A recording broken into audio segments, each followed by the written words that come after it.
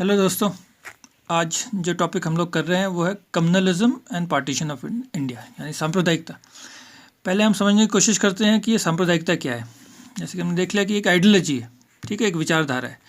किसी भी व्यक्ति को हम किसी भी तरीके से डिफाइन कर सकते हैं। भाई उसका जेंडर क्या है, वो मेल है कि फीमेल है, कल्चर क्या है, बंगाली है कि पंजाबी है, कास्ट उसकी क्या है, ब्राह्मण क्षत्रिय क्या है, या उसका रिलीजन क्या है, हिंदू है मुस्लिम क्या है, कंट्री कौन सी है, इंडियन है पाकिस्तानी है अमेरिकन है, या उसका क्लास क्या है, पीजेंट है कि ज़मींदार है कि लेबर क्लास क्या है।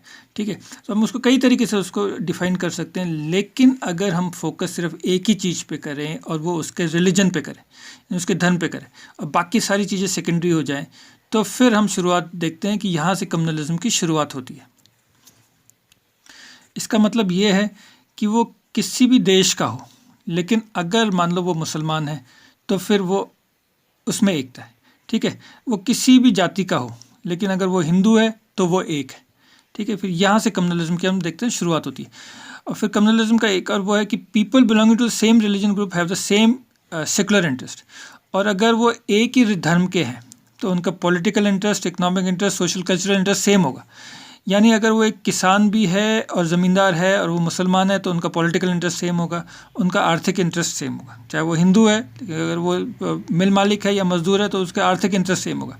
ये होगा कि नहीं होगा ये आप खुद समझ सकते हो और हम आगे भी देखेंगे। ठीक है, फिर एक और चीज़ है कि जो क्लास नेशनैलिटी इम्पोर्टेंट नहीं है, फंडामेंटल एक देश की क्या है, वो है उसकी रिलीजियस बेस्ड कम्युनिटी, एक सोसाइटी की, वो इम्पोर्टेंट है। इसको हम यहाँ पे समझते हैं कि फंडामेंटल ये नहीं है कि भारत में गुजरात राज्य है या उत्तर प्रदेश राज्य है या कश्मीर राज्य है, ये फंडामेंटल नहीं है। फंडामेंटल ये भी नहीं है कि यहाँ पे एक ज़मींदारी क्लास है और एक पीजेंट क्लास है, यहाँ पे लेबर क्लास है, यानी क्लास भी इंपॉर्टेंट नहीं है। ठीक है, रीजन इंपॉर्टेंट नहीं है, क्लास इंपॉर्टेंट नहीं है, स्टेट्स इंपॉर्टेंट नहीं है। भारत का जो सोसाइटी का फंडामेंटल है वो रिलीजियस बेस्ड फंडामेंटलिस्ट सोसाइटी, यानी एक हिंदू, और वो कहीं का भी हिंदू हो, गुजराती बंगाली कहीं का भी हिंदू, वो एक फंडामेंटल एक ग्रुप बनाते हैं। मुसलमान, कश्मीरी मुसलमान या तेलंगाना का मुसलमान, वो एक है according to the communal interpretation of society. तो ये फंडामेंटल यूनिट्स हैं जो कि रिलीजियस बेस्ड यूनिट है एक सोसाइटी की, जो फंडामेंटल है। और अगर आप मुस्लिम कम्युनिटी के सदस्य तो ही आपके जो कलेक्टिव इंटरेस्ट हैं वो सेफ रह सकते हैं। आप क्रिश्चियन के हो तो आपके कलेक्टिव इंटरेस्ट, जब आप एक ग्रुप में रहते हो आप कहीं के भी होंगे, उससे फ़र्क नहीं पड़ता। सो जब पहला स्टेप कम्युनलिज्म का ये है कि जो फंडामेंटल यूनिट है वो रिलीजियस बेस्ड यूनिट है किसी भी सोसाइटी की, और आपके सेकुलर इंटरेस्ट यानी हिंदुओं के पॉलिटिकल, इकोनॉमिक, सोशल इंटरेस्ट जो हैं वो सेम है। ठीक है, मुसलमानों के पॉलिटिकल, सोशल, इकोनॉमिक जो इंटरेस्ट हैं वो सेम है। ये पहला स्टेप है। जो दूसरा स्टेप है वो ये है कि इनके इंटरेस्ट तो सेम है लेकिन ये अलग हैं हिंदुओं के इंटरेस्ट से। यानी जो सेकुलर इंटरेस्ट हैं मुसलमानों के वो अलग हैं हिंदुओं के सेकुलर इंटरेस्ट। जो इकोनॉमिक इंटरेस्ट हैं, पॉलिटिकल इंटरेस्ट हैं हिंदुओं के, वो अलग है मुसलमानों से, क्योंकि इनका धर्म अलग है इस वजह से। ठीक है, सो इनके सेकुलर इंटरेस्ट अलग है। लेकिन सेकंड स्टेप में भी इनके, चाहे इनके सेकुलर इंटरेस्ट अलग हैं, जैसे कि पॉलिटिकल इंटरेस्ट इनके अलग अलग हैं, लेकिन फिर भी विद इन अ नेशन, पूरे भारत में रहते हुए इसको एकोमोडेट किया जा सकता है। इनमें कई बार झगड़ा भी होता है, कम्युनल राइट्स भी होते हैं क्योंकि इनके इंटरेस्ट अलग हैं, लेकिन फिर भी अगर एकोमोडेट किया जाए, जैसे कि इनके क्योंकि पॉलिटिकल इंटरेस्ट अलग है हिंदुओं से, तो अगर इनको कुछ स्पेशल प्रिविलेज दिया जाए, जैसे कि सेपरेट इलेक्टोरेट दिया जाए, जो कि हम आगे समझेंगे वो क्या चीज़ है, तो फिर हम पूरे भारत में, और इसको विभाजन करने की जो कोई सेपरेटिज्म की कोई मतलब ही नहीं है, एक भारत में भी ये एक रह सकते हैं। ठीक है, तो पहला स्टेप क्या है कि इनके सेकुलर इंटरेस्ट अलग है। दूसरा स्टेप है कि इनके सेकुलर इंटरेस्ट डाइवर्स है, न सिर्फ अलग है बल्कि डाइवर्स है, लेकिन उसको एकोमोडेट किया जा सकता है विद इन इंडियन सोसाइटी। ये था टिल 1937 तक। तो जो कम्युनलिज्म था 1937 तक वो लिबरल और मॉडरेट कम्युनलिज्म था, क्योंकि वो विद इन इंडियन स्टेट में ही रहना चाहता था और हारमनी हो सकती थी दोनों के सेकुलर इंटरेस्ट्स में। ठीक है, लेकिन 1937 का साल बहुत इंपॉर्टेंट है, और 1937 के बाद जो कम्युनलिज्म आया वो फेयर एंड हेट्रेड का कम्युनलिज्म था, वो वायलेंस का कम्युनलिज्म था। अब रिलीजन इन डेंजर था। अब भाई हम दोनों एक साथ नहीं रह सकते, क्योंकि दोनों हिंदू और मुस्लिम एक सेपरेट कम्युनिटी नहीं है, दोनों एक सेपरेट नेशन है। ठीक है, जिनके जो म्यूचुअल इंटरेस्ट हैं वो कम्प्लीटली और परमानेंटली इरिजोल्यूटेबल है, यानी दोनों कभी साथ रह ही नहीं सकते। ठीक है, तो फेयर और हेट्रेड की बात आ गई थी इस समय इसमें। तो 1937 के बाद 1947 तक ये वाला एक्सट्रीम कम्युनलिज्म आया था। सो ये 3 स्टेप हैं, मेरे को उम्मीद है कि आपको ये 3 स्टेप समझ में आ गए होंगे।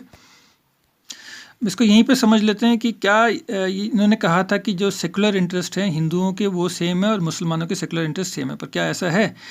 हम देखते हैं कि जो उत्तर प्रदेश के जो मुसलमान थे वो लैंडेड एलीट थे, उनमें से जैसे अशरफ हो गए, ठीक है, या शरीफ हो गए, ये लैंडेड एलीट है।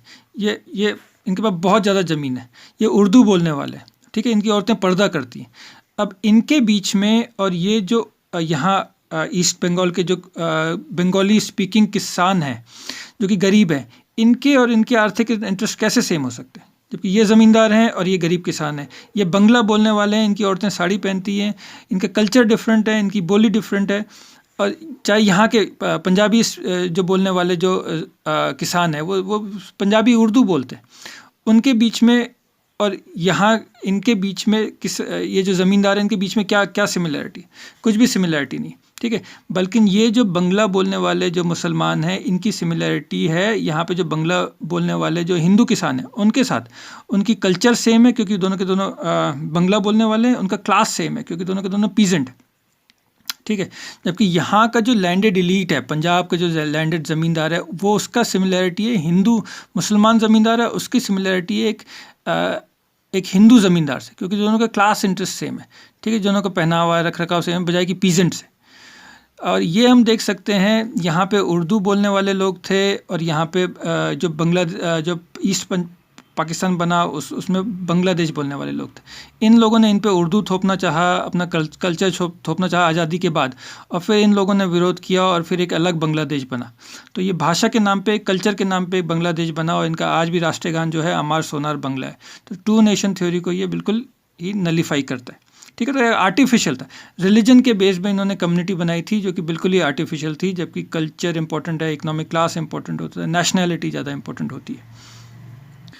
अब एक बात जो दोस्तों हमको समझनी है वो ये है कि जो कम्युनलिज्म है वो एक मॉडर्न फिनोमेना है। जैसे नेशनलिज्म हो गया या सोशलिज्म हो गया, ये भी मॉडर्न फिनोमेना है, ठीक है। कब उभरे? जब पॉलिटिक्स बेस्ड ऑन पीपल या उनके पीपल का जब पॉपुलर पार्टिसिपेशन हुआ और मोबिलाइजेशन हुआ, तब जाके ये नेशनलिज्म और सोशलिज्म उभरे थे। जब education I, modern education, modern means of communication आए, जब न्यूज़पेपर आई, तब जाके नेशनलिज्म का उद्भव हुआ, जिसे हम फ्रेंच रेवोल्यूशन में देख सकते हैं। फ्यूडल टाइम चला गया था, राजा महाराजाओं का टाइम चला गया था, फ्यूडल लॉर्ड्स का या कैथोलिक चर्च का टाइम चला गया था, अब लोगों का टाइम आ गया था और सत्ता लोगों के हाथ में आई थी। नेशनलिज्म ट्रायम्फ हुआ था फ्रेंच रेवोल्यूशन से। ऐसे इंडस्ट्रियल रेवोल्यूशन का जैसे कॉन्ट्रडिक्शन सामने आया था between labour class and capitalist class, तो उससे फिर सोशलिज्म आया था। और ये इनकी ज़्यादा लेबर क्लास की अवेयरनेस बढ़ी थी, अपने जिस तरीके से एक्सप्लॉयटेशन हो रहा था उनका, ठीक है, और पीपल का पार्टिसिपेशन बढ़ गया था। और इसकी परिणति हम देखते हैं फ्रेंच रेवोल्यूशन में। सारा 19वीं शताब्दी है और 20वीं शताब्दी जो है वो पूरी सोशलिज्म की ही है, यानी लोगों की पार्टिसिपेशन की है। ऐसे इंडिया में भी हुआ। Growing contradiction between colonial interest, जो कॉलोनियल इकोनॉमिक इंटरेस्ट थे वो बिल्कुल ही अलग थे इंडियन इंटरेस्ट से। तो इसमें भी क्या हुआ, जो इंडिया में एक मॉडर्न सोशल क्लास का उद्भव हो रहा था, एक मिडिल क्लास का उद्भव हो रहा था। किस वजह से? मॉडर्न मीन्स ऑफ एजुकेशन की वजह से। वो ज़्यादा अवेयर हो रहे थे, न्यूज़पेपर थे, एक जगह की घटना दूसरी जगह सुनाई दे रही थी, India as a nation buildup हो रहा था, कम्युनिकेशन बढ़ रहा था, ठीक है, जिसके वजह से एक नई पॉलिटिक्स आई है। उस कॉन्ट्रडिक्शन की वजह से, इनके वजह से एक नई पॉलिटिक्स आई है जो कि based on politicization and mobilization of ever increasing number of people. So इस सब से क्या हो रहा था, एक नई पार्टी का उद्भव हो रहा था, जिससे कि कांग्रेस पार्टी या इस टाइप की पार्टी या ऑर्गेनाइजेशन का उद्भव हो रहा था। तो एक नई पॉलिटिक्स थी, ठीक है, और इससे नेशनलिज्म का विकास हो रहा था देश में। सो नेशनलिज्म और सोशलिज्म ये मॉडर्न फिनोमेना, जो कि अच्छे फिनोमेना है, लेकिन इसका जो नेगेटिव एस्पेक्ट है वो कम्युनलिज्म है।